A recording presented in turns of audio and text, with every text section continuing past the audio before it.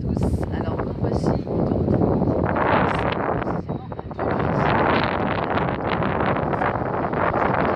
à Dieulefit. Quitter la mer, les vacances sur la plage, bien plus sur notre territoire et sur notre territoire. Alors Dieulefit, si je devais donner un titre à cette vidéo, ça serait Dieulefit, terre d'accueil. Et oui, pourquoi terre d'accueil? Et bien parce que depuis de nombreuses années, Dieulefit a accueilli de nombreux réfugiés.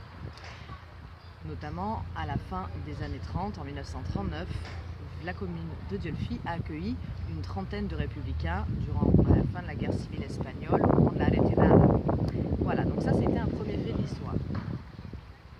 Mais Dieulefit, et ce qui fait aussi qu'on en parle beaucoup dans l'actualité, c'est bien sûr par rapport au fait que ça a été une ville d'accueil durant la Seconde Guerre mondiale.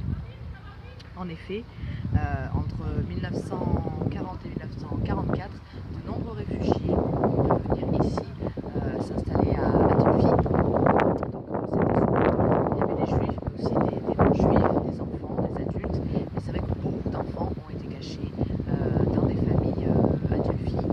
D'ailleurs, je vous conseille, c'est un petit clin d'œil, mais je vous conseille, si vous avez la chance de le voir, de regarder le documentaire Sam et Jackie, où c'est une histoire vraie sur deux petits garçons, Sam et Jackie, qui ont passé quelques années ensemble ici à Dieulefit durant la Seconde Guerre mondiale. Et Sam était un enfant juif qui avait été caché au sein de la famille de Jackie, et les deux petits garçons ont grandi ensemble et ont tissé des liens très forts, et encore aujourd'hui ces liens sont inarrêtables, si on peut dire, ou on ne peut pas les couper. Donc je reviens sur cette partie d'histoire. Donc en 1939, on a accueilli les républicains espagnols.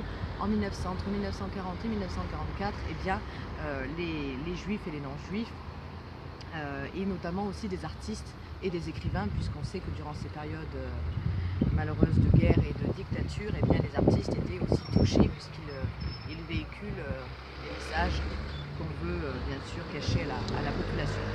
Donc il y a eu des écrivains, il y a eu des juifs, des non-juifs, des enfants et des adultes, environ 1500. Et on en parle aussi beaucoup puisque deux femmes sont à l'origine de ce que l'on appelle l'école de Beauvallon. En effet, au moment où les juifs et les non-juifs ont été accueillis ici à Dieulefit, donc durant la Seconde Guerre mondiale, et bien deux femmes, Marguerite Soubeyran et Catherine Kraft, ont fondé ensemble bien, cette école de Beauvallon. Et aussi ces femmes ont été des figures de la résistance armée, puisqu'elles ont réussi à réunir des réfractaires au service du travail obligatoire, le fameux STO, et grâce à une secrétaire de la mairie, elles ont réussi à donner à toutes ces personnes-là des faux papiers, ce qui leur a permis d'échapper au service de travail obligatoire et bien sûr de rester ici sur la commune. Donc d'ailleurs, toutes ces personnes qui ont justement aidé à la création des faux papiers, qui ont protégé ces gens-là, ont été bien sûr remerciés et ont reçu ont été reconnus juste parmi les nations. Voilà, donc c'est pour ça que par exemple Sam et Jackie, dont je vous ai parlé tout à l'heure, avaient reçu il y a à peu près 2-3 ans justement cette médaille des justes, puisque les parents de Jackie avaient eux-mêmes caché un enfant juif à Dieulefit.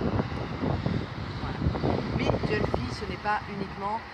C'est une terre de résistance, on ne peut pas lui enlever. Quand on arrive ici, il y a cette ambiance particulière où on pense quand même à toutes ces personnes qui ont trouvé refuge ici, qui ont résisté face à l'occupation.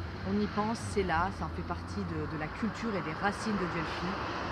Elle reste incontestablement une terre d'accueil et elle peut être fière, et les habitants peuvent être fiers d'avoir tendu la main à toutes ces personnes, artistes, juifs, non-juifs, à toutes les populations qui en avaient besoin, à leur donner un petit peu leur village pour les accueillir.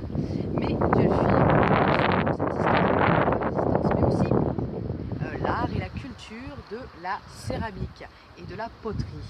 Si vous venez ici et que vous vous baladez dans les rues ou lors du marché le vendredi matin, en été on vous conseille, puisque c'est très très agréable de se balader dans les rues avec les petits stands, eh bien vous découvrirez que la poterie a toute sa place ici à Dieulefit. Vous pourrez trouver des créations variées, différentes. Vous pourrez aller directement aussi dans des ateliers et pourquoi pas suivre des cours de poterie directement, voilà, un peu à la Ghost. Vous allez pouvoir mettre les mains à la pâte et vous exercer voilà, à la poterie.